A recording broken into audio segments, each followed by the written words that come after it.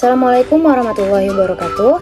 Saya Sarah Alfiani dari kelas 4D Prodi Pendidikan Agama Islam, NIM 11811211316, memenuhi mata kuliah media pembelajaran PAI.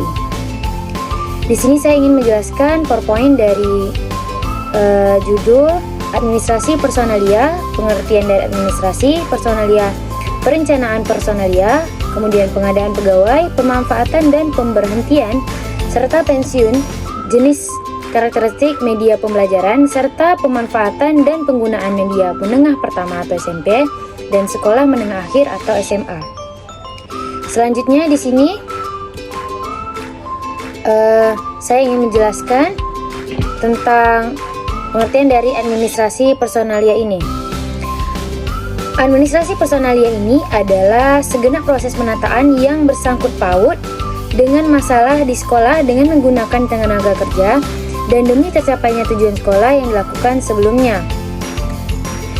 Saya jelaskan di PowerPoint saya ini tentang pembagiannya. Yang pertama ada perencanaan personalia, pengadaan pegawai, ada pemanfaatan, pembinaan pegawai, dan pengembangan personal. Di sini juga terbagi seperti pemberhentian, pensiun, dan ada beberapa karakteristik dari media pembelajaran terbagi menjadi 5. Yang pertama ada tujuan pembelajaran yang jelas. Yang kedua, materi pembelajaran disajikan sesuai dengan kompetensi.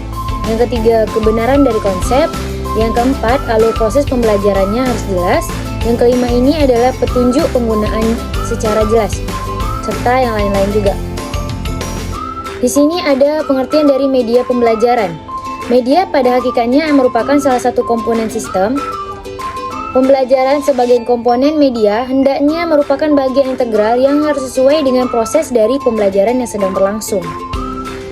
Kemudian selanjutnya, fungsi dari media pembelajaran adalah fungsi media pembelajaran ini sangat penting dalam proses pembelajaran karena guru dapat menyampaikan materi kepada siswa menjadi lebih bermakna.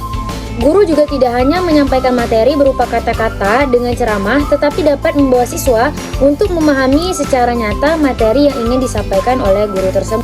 Menurut Mina Sanjaya, ada beberapa fungsi dari penggunaan media pembelajaran. Yang pertama, ada fungsi komunikatif, fungsi motivasi, fungsi kebermaknaan, fungsi kenyamanan, dan fungsi individualitas. Di sini bisa dilihat sendiri penjelasannya dari fungsi-fungsi tersebut. Kemudian saya lanjutkan lagi manfaat dari media belajar. Yang pertama, pengajaran lebih menarik perhatian siswa sehingga dapat menimbulkan motivasi belajar untuk siswa. Yang kedua, bahan pengajaran akan lebih jelas, bermakna sehingga dapat lebih dipahami oleh siswa. Yang ketiga, metode pembelajaran bervariasi.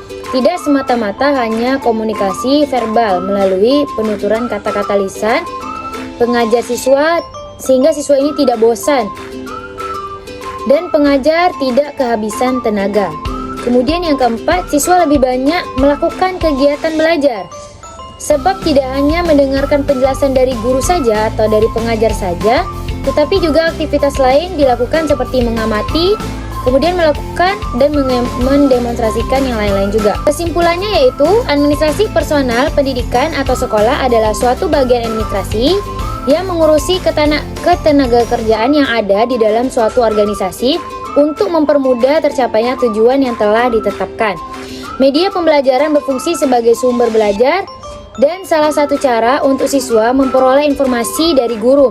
Manfaat dari media pembelajaran ini antara lain sebagai pedoman untuk guru mencapai tujuan pembelajaran yang berkualitas, kemudian meningkatkan minat dan motivasi siswa dalam belajar.